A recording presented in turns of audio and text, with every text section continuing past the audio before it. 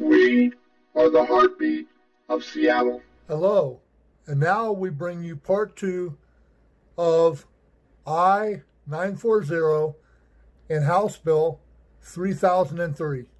How did I-940 get on the ballot? The campaign in support of the initiative filed more than 350,000 signatures in December 28, 2017. On January 23, 2018, the Office of the Secretary of State certified that enough valid signatures had been submitted. The initiative was sent to the legislature, which approved the initiative and, in a non-standard move, passed a bill, HB 3003, to immediately amend the initiative. The compromise bill of 3003, the state law, gives the legislatures three options upon verification of a sufficient initiative petition for an initiative to the legislature. Wow, this is a lot. One, the legislature can approve the initiative unaltered. Two, the legislature can send the initiative to the voters. And three, the legislature can send the initiative and alternative proposals to the voters. Legislators went a fourth route with Initiative 940. They approved the initiative and approved a bill to make alterations to it, House Bill 3003, to take effect one day following the approval of Initiative 940. Law enforcement agencies that supported Bill 3003 included the Washington Association of Sheriffs and Police and Fraternal Order of Police, which means that they're in support of 3003. Why? Because it plays into their favor. Lawsuit. A lawsuit came of this. I-940 versus Wyman. Tim I-940, a political activist who has sponsored or worked on a number of ballot initiatives campaigns in Washington, filed a lawsuit against the state on March 12, 2018, arguing that the passage of HB 3003, altering Initiative 940, was unconstitutional and violated the state's process for initiatives to the legislature, which it did. I-940 said the legislature went rogue, disrespecting the initiative petition signers and preventing voters from exercising their right to vote, which is true. You have to put that to a vote. You cannot just say, oh, we're going to do this and you're not going to like it, but you're going to have to eat it.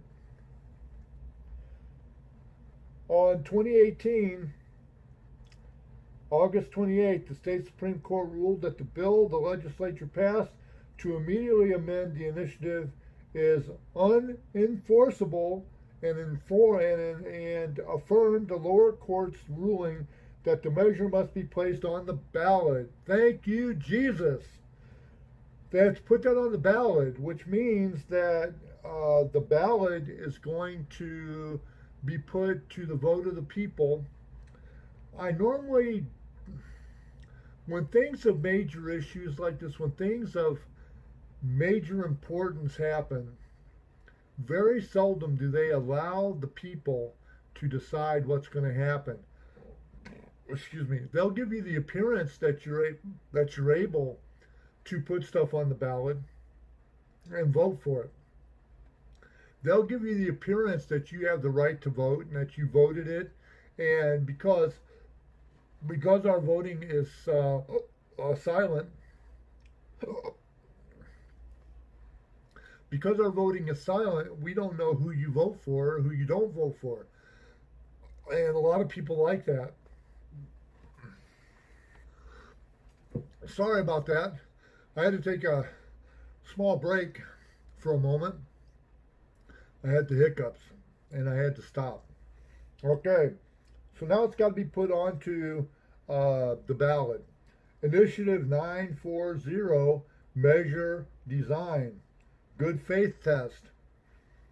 The measure's good faith test to determine when the use of deadly force by law enforcement officers is justified was designed to consist of two parts. One, The first part, called the objective good faith test, would be met if a reasonable officer, in light of all the facts and circumstances known to the officer at the time, would have believed that the use of deadly force was necessary to prevent death or serious physical harm to the officer or other individuals. Which leads me to ask this question. When there's nobody around and you're using deadly force, do you use it at the last minute, or do you walk into the situation already fearing for your life? If you do, then you don't need to be a police officer. Second part, called the subjective good faith test, would be met if the officer intended to use deadly force for a lawful purpose and sincerely and in good faith believed that the use of deadly force was warranted in the circumstance. The second subjective good faith test was removed by House Bill 3003. Now, I don't know why they would have removed it, because I like Part 2. Because it says if the officer intended to use deadly force for a lawful purpose and sincerely and in good faith believed that the use of deadly force was warranted in the circumstance. Now, if you walk on the scene and there's a guy that's got people held hostage and the person has already killed somebody, and you walk in there knowing that you're going to kill that guy, that's using deadly force, or using deadly force for a lawful purpose, because you're trying to save everybody in that area from getting gunned down by the person that's already killed one person. So you walk in there knowing that there's no other way but to shoot that guy and kill him. You have to. You can't shoot him in the leg or shoot him in the shoulder. You have to take him out. You know you have to, because he's given you no choice. That is good faith, lawful, deadly force. And in that situation, you have to know what you're doing and understand what you're doing and hope that you're doing it for the right reason. Now, some people just like to shoot people. Some people just like to destroy people. Some people just like to kick ass, break down the door and kick ass. But you can't do that. So it's a catch-22 no matter what. So how do we deal with it? How do we deal with police training? How do we deal with getting the public? Because see, the public likes to jump on too. The public likes to look at the worst. Oh, you killed somebody. You used deadly force. You need to be taken off the police department and thrown into jail. Yes. You know when that has to happen. You know. We, as Americans, we the public, are not stupid. We know. And you can't just throw everybody into the same box.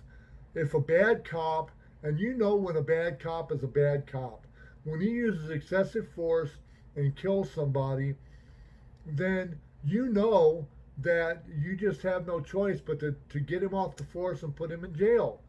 But if another officer happens to kill somebody in the line of duty because he had no other choice but to use deadly force, the person was giving him no choice, or it was an accidental killing and the cop did not mean to kill the person, but the person got killed while being apprehended, the police need to be honest about that. They need to stand up and say, yeah, it was an accident. This is what happened. Be as honest as you can. On that, I'm going to let you go because I'm getting riled up here, and I can make this video forever. And as it stands, I'm going to cut this video in 2 parts. Well, actually, I'm going to have to erase this part because, yeah. Anyway, if you have anything to add to this video, if you know anything about Initiative 940, or you know anything about House Bill 3003, please put it in a comment below. If you have anything to say about this, one way or the other, good or bad, It doesn't matter. Put a comment below. If you want, give me a big old thumbs up. I would appreciate it. Also, if you also would like to hit that subscribe button right down here, do that too. Having said that, I'm going to let you go. Remember, let's make tomorrow better than yesterday by doing the very best we can today. Happy Father's Day to everybody out there.